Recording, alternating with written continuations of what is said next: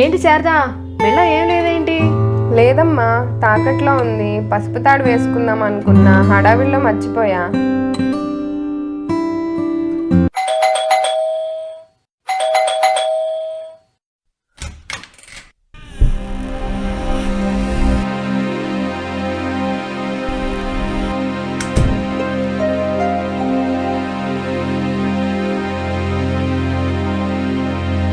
ఎవరు?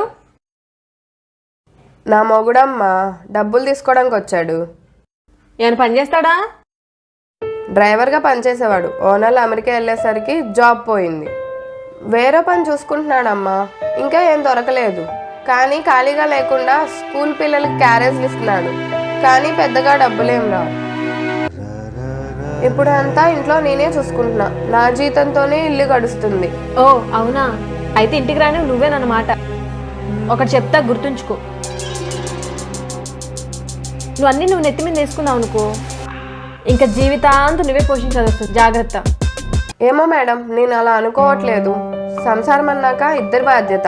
అన్నీ పాలు పంచుకోవాలి, పరిస్థితుల ప్రకారం సరిదిద్దుకోవాలి. అయినా సంసారం ఏమైనా ఆట గెలిచి ఆనందపడ్డానికి? పెళ్ళైనప్పటి నుంచి ఏ లోటు లేకుండా నన్ను చూసుకున్నాడు నా మొగుడు. ఇప్పుడు కష్టం వస్తే నేను కాకుండా ఇంకెవరు చూసుకుంటారు మా సంసారాన్ని? సరే మేడం, టీ పెట్టుకొని వస్తా.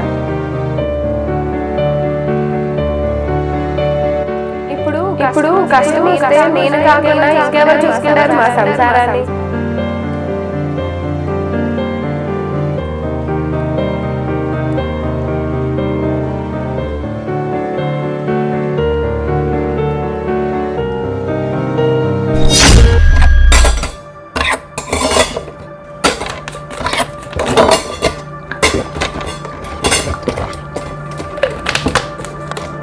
కానీ నాన్నగారు కాల్ చేశారు.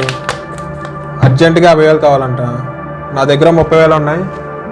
నీ శాలరీ వస్తుందిగా, ఒక 20,000 అడ్జస్ట్ చేయి. నేను ఎందుకు ఇవ్వాలి మీ డబ్బులు మీ నాన్నకి?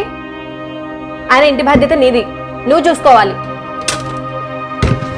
అయినా సరే నేను జాబ్ చేస్తున్నాను. నీ సంపాదన అంతంత మాత్రం కాబట్టి. ఎన్నాళ్ళు ఈ గొర్రె పెద్ద ఉద్యోగం? పెద్ద ఉద్యోగంలో చేరు, సంపాదన పెంచుకో. అప్పుడు మీ నాన్నకి నేనేమని అడ్జస్ట్ చేయను. సర్లే, ఆఫీస్ టైం అవుతుంది. ఎలా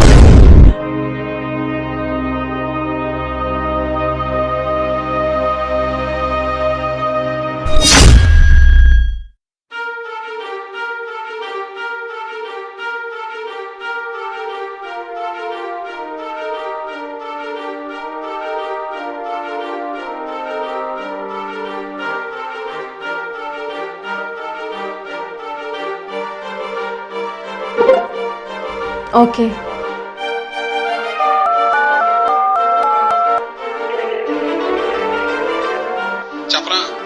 మార్నింగ్ మావయ్య గారికి అర్జెంటుగా అమౌంట్ కావాలని అడిగారుగా, నీకు అమౌంట్ ట్రాన్స్ఫర్ చేశాను. ఓకే సరే, బాయ్.